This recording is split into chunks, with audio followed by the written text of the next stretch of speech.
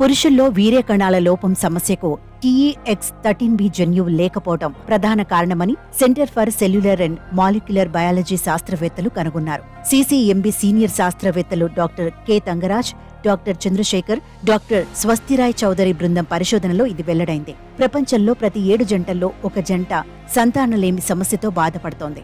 వీరిలో సగం మందిలో మగవారి వీర్య కణాల లోపం కారణంగా నిలుస్తోంది. వీర్య కణాలు తగినన్ని లేకపోవడం, కణాలు అసాధారణంగా కదలడం, కొందరిలో వీర్యమే లేకపోవడం సమస్యగా మారింది. జన్యు లోపాల వల్లే ఈ సమస్య తలెత్తుతోందని తెలిసినప్పటికీ ఏ జన్యువులు కారణంగా నిలుస్తున్నాయో ఇప్పటి వరకు వెల్లడి కాలేదు. దీనిపై CCMB శాస్త్రవేత్తలు మరో 3 పరిశోధన సంస్థలతో కలిసి అధ్యయనం చేపట్టారు.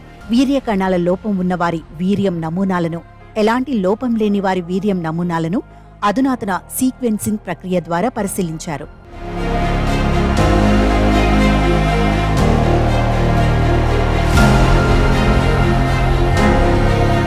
తమ ప్రయోగాల్లో 2 TEX13B జన్యు మ్యూటేషన్లను గమనించామని, మొదటి మ్యూటేషన్ సంతానం లేని వారి వీర్యంలో కొంతమేర కనిపించగా, రెండో మ్యూటేషన్ సంతానం ఉన్నవారి వీర్యంలో స్పష్టంగా కనిపించిందని పరిశోధనలో కీలక పాత్ర పోషించిన CCMB శాస్త్రవేత్త ప్రస్తుతం అమెరికాలోని మిషిగన్ విశ్వవిద్యాలయంలో పోస్ట్ డాక్టరేట్ చేస్తున్న డాక్టర్ ఉమేష్ కుమార్ తెలిపారు. ఎలుకల్లో పరిశోధనలు జరిపినప్పుడు TEX13B కారణంగా వీర్య కణాలు శ్వాసించే సామర్థ్యం కోల్పోతున్నాయని అంతకుముందే శాస్త్రవేత్తలు గుర్తించారు.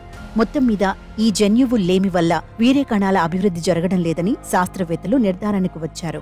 దీనిపై డాక్టర్ తంగరాజ్ మాట్లాడుతూ, ఈ జన్యువు X క్రోమోజోమ్లో ఉంటుంది. ఇది తండ్రి నుంచి కాకుండా తల్లి నుంచి మగపిల్లలకు సంక్రమిస్తుంది. తల్లి నుంచి TEX13B జన్యువు అందకపోతే మగవారు సంతానలేమి సమస్యను ఎదుర్కొంటారని తమ పరిశోధనలో తేలిందని తెలిపారు. హైదరాబాద్కు చెందిన మమత ఫెర్టిలిటీ హాస్పిటల్, కోల్కతాకు చెందిన ఇన్స్టిట్యూట్ ఆఫ్ రిప్రొడక్టివ్ మెడిసిన్, ముంబైలోని జెనెటిక్ రీసెర్చ్ సెంటర్తో కలిసి CCMB ఈ పరిశోధన జరిపింది. దీని తాలూకా వివరాలు హ్యూమన్ రీప్రొడక్షన్ జర్నల్లో ప్రచురితమయ్యాయి.